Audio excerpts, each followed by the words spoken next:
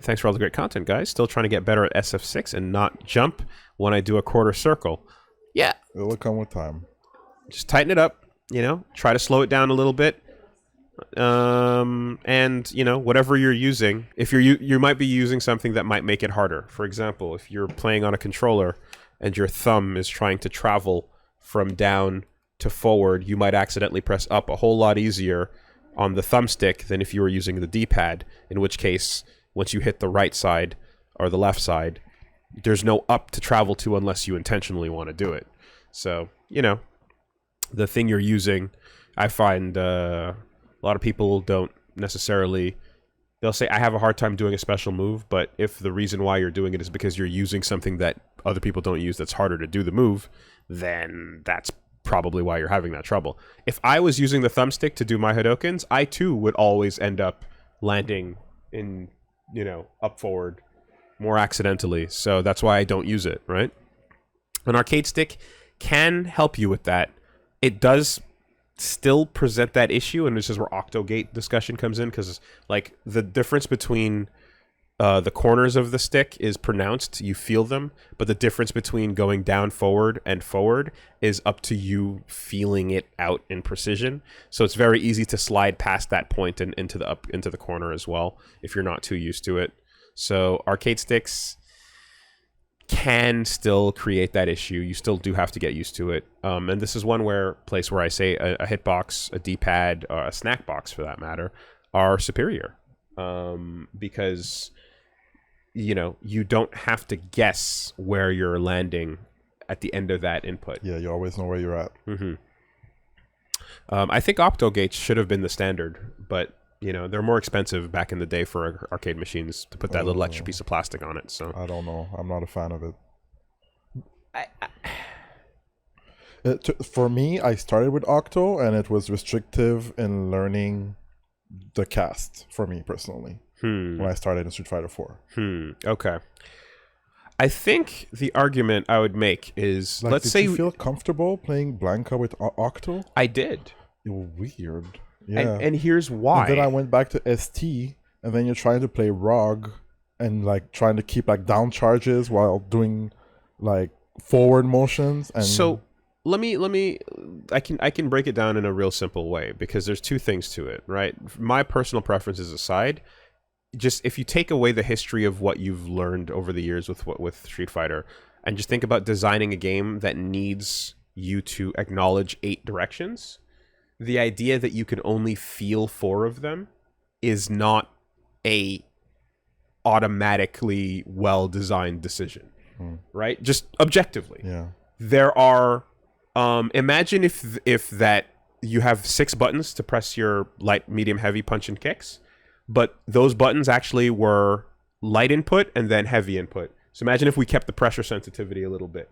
You know what I mean? Okay. Like, the analogy sounds weird, but the truth of the matter is that you only do feel 4 corners on a joystick.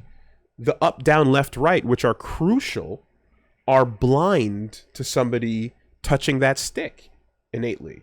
So when you're designing like something that has the notch where you can feel it, it feels as if it makes a bit more sense given the directions the game wants you to go in. Okay.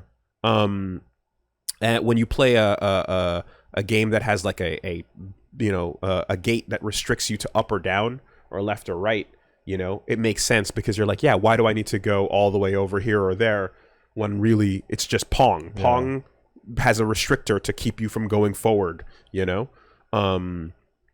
So in these games now, getting better at them, because what the special moves became, like, we learned how to slide into the corners and do shit where, like, the Balrog charge tech to do uppercut headbutt into Ultra is easier when you don't have those an Octogate in place, but that is tech developed after the fact based on the input being, we need you to hold down back and then do up back to do the headbutt, while then not losing the back charge. Yeah. That's all post hoc justification that the move list, you found a way to work that in there.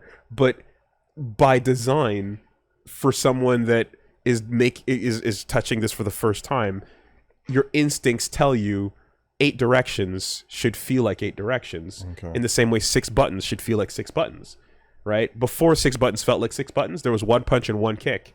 And the harder you hit it, the harder the button came out. And that would not be conducive at all to playing the game more accurately. Yeah. Because if you needed to do a medium, but you just never landed that perfect level of pressure, it would suck, you know? Precision is good. So I think the step they made in upgrading Street Fighter 1 to take 2 buttons and turn it into 6 was a good step towards precision. However, a step away from 8 notches into 4 is a step away from precision. We've gotten used to it, and our history has made it so that now there's move lists that allow us to do well and flourish and so on with it. But it still is less precise. And that's why I'm arguing that more precision is good, you know? But yeah, I did like I did get used to Blanca with it. Because I wanted to not fuck up a lot of, so the charge inputs in particular. Like, I remember when I had a bunch of trouble doing the fucking charge flash kick input, right? So down back for 2 seconds, down forward, down back, up forward. Yeah. Right? As Blanca, you had to be very, very, very tight with that input.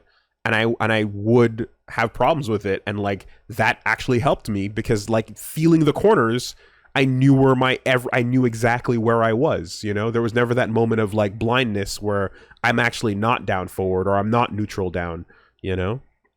And that little, like, even just mentally registering a 1 bump before I get to the next part told me that I did the move correctly. More information helps precision. But then we get into the other downsides, right? I can go on and on about that, but the state of affairs is you should learn what is standard, but what is standard should be more information.